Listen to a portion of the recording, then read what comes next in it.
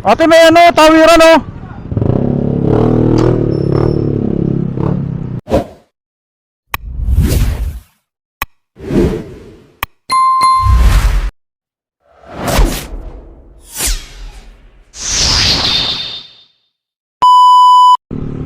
Alright, good morning, good morning, good morning.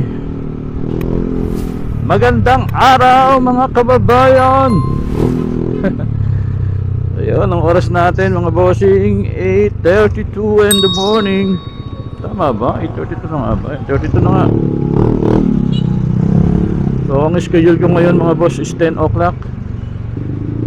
Kaya ang problema, late na ako nakaalis ng bahay. Ito, kakaalis ko lang 10:32 ay 8:32. Ayan. So ngayon ay araw ng Friday. So, medyo matraffic na naman tong araw na to, kaya kailangan natin magmadali mga boss. Pero magmamadali tayo ng may kasamang pag-iingat syempre. Dahil mahirap ng maaksidente tayo. Akala. Ang sama pa naman ng panaginip ko kagabi guys. Alam nyo ba yung panaginip na iniwan ko lang ng saglit yung motor ko sa gilid, pagbalik ko na chop chop na. Grabe, sama ng panaginip ko, hindi na ako nakakatulog. Alam mo yung tipong yung gumawa galit na galit.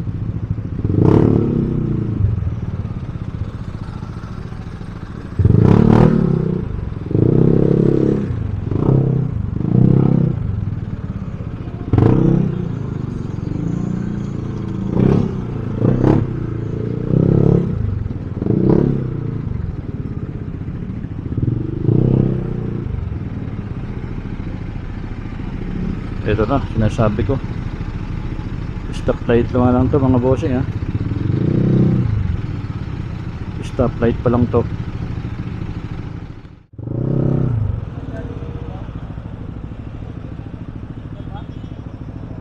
Ganda ng dato ni ate.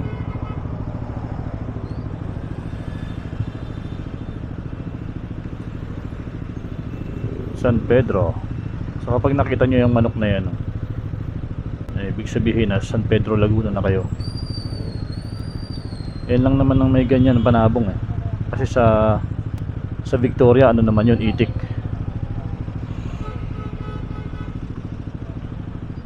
Let's go, kami naman.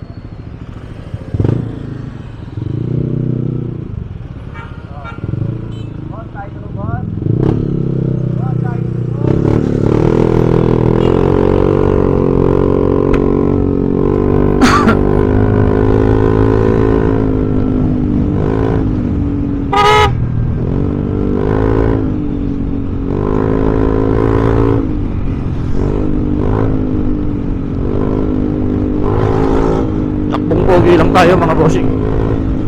Sana hindi umulan.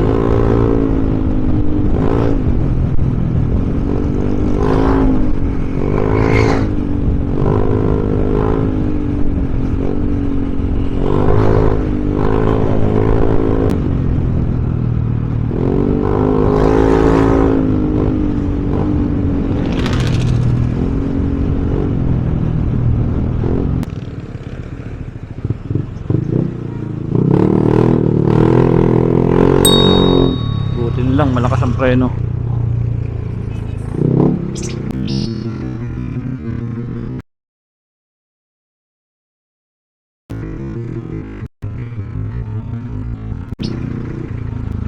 Ay! Ay! Ay! Ate, may ano, tawiran oh.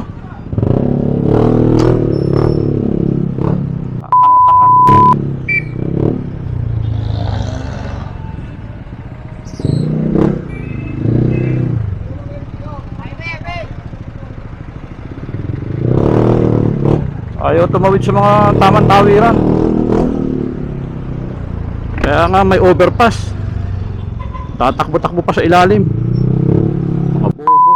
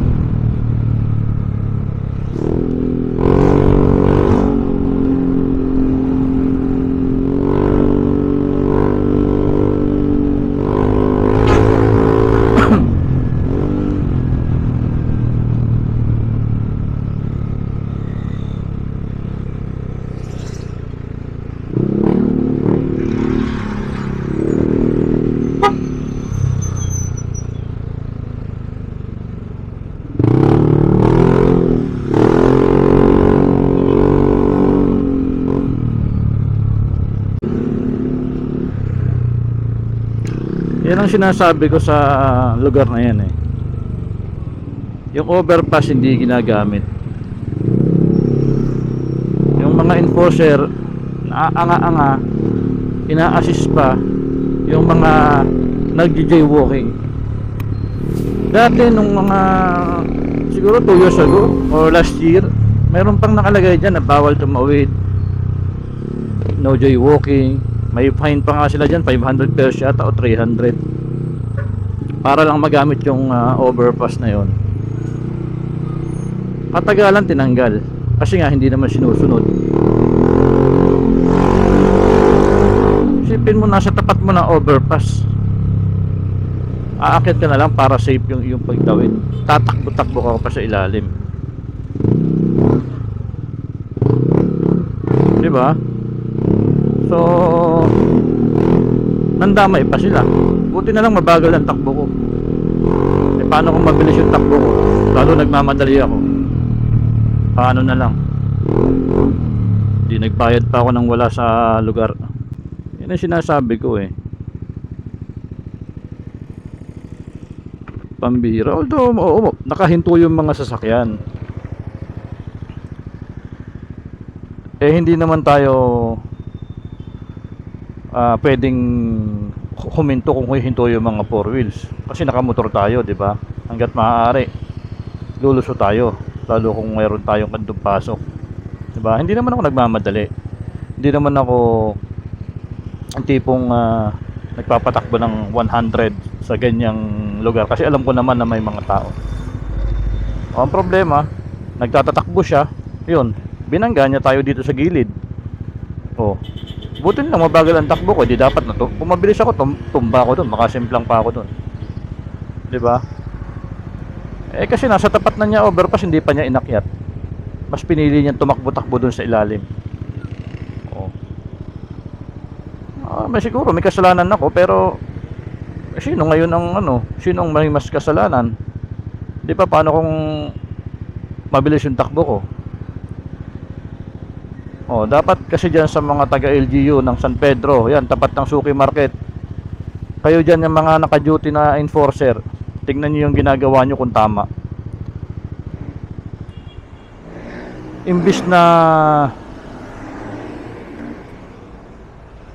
padaanin nyo sa tamang daanan, tamang tawiran yung mga tao dyan, eh mas pinipili nyo pang i-assist padaanin dun sa ilalim. Kasi kung alam kong pwedeng tawiran yun, hindi na ako nagmadali doon, hindi na ako dumaan doon sa, actually hindi pa naman siya sidewalk eh, kasi yung sidewalk mapapansin nyo naman, di ba, yung may barrier yung loob nun yung sidewalk. Pero yung dinaanan ko na yun, kung saan sumalubong siya sa akin, yun eh kalsada pa rin yun, extension yun eh, yun yung widening eh.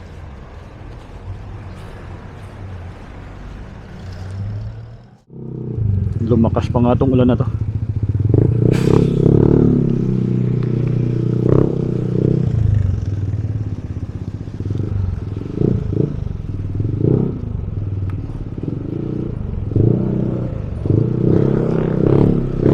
Naalala ko tuloy guys yung nangyari sa Pasig nung nakatira pa ako sa Pasig. Raymond Transit na bus, umuulan-ulan din nun. So mayroong magsyota na tumawid din doon sa ilalim nung pedestrian nung overpass. Nakita ko sila nakaakyat na, nakatatlong hakbang na doon sa hagdan.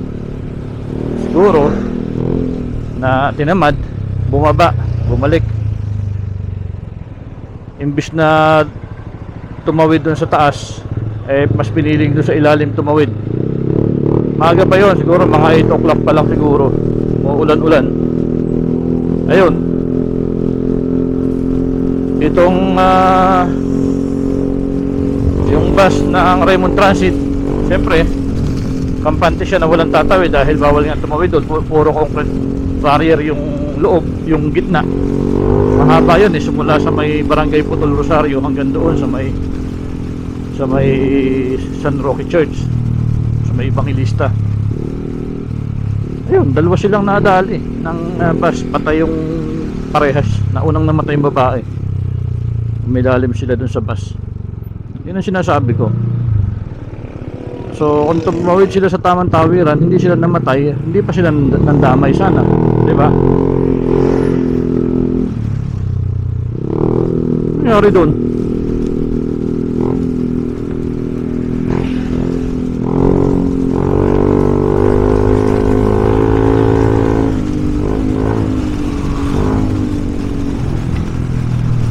Buti na lang pala nagkaputi ako. Kung hindi, basang basa tayo na ito. Malakas pala eh.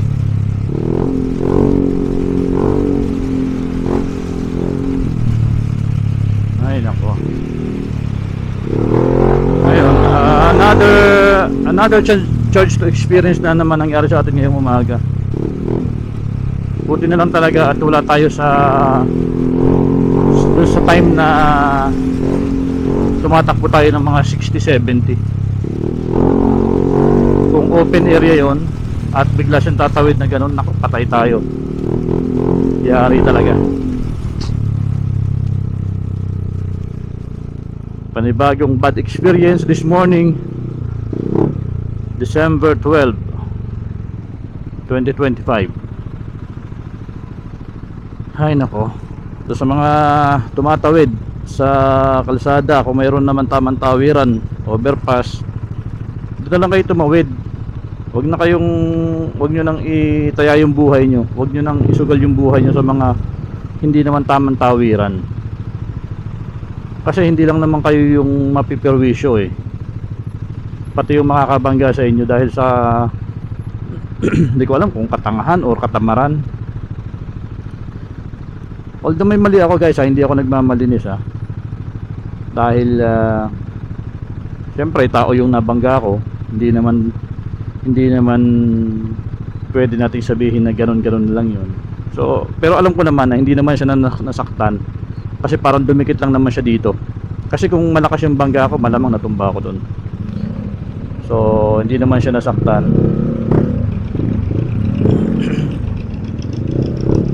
Kaya lang parang nainis ako kasi meron nang tawiran sa taas, hindi pa rin dumaan. Dinamay pa niya ako sa kanyang ewan ko ba. So basta sa mga tumatawid, ayan tulad nito may pedestrian na dito, tinatayo na naman bago, baka display na naman yan, baka naman hindi ipagamit yan. So dapat lahat ng pedestrian pinapagamit, lahat ng overpass pinapagamit, kasi sayang naman yung pera na pinapagawa.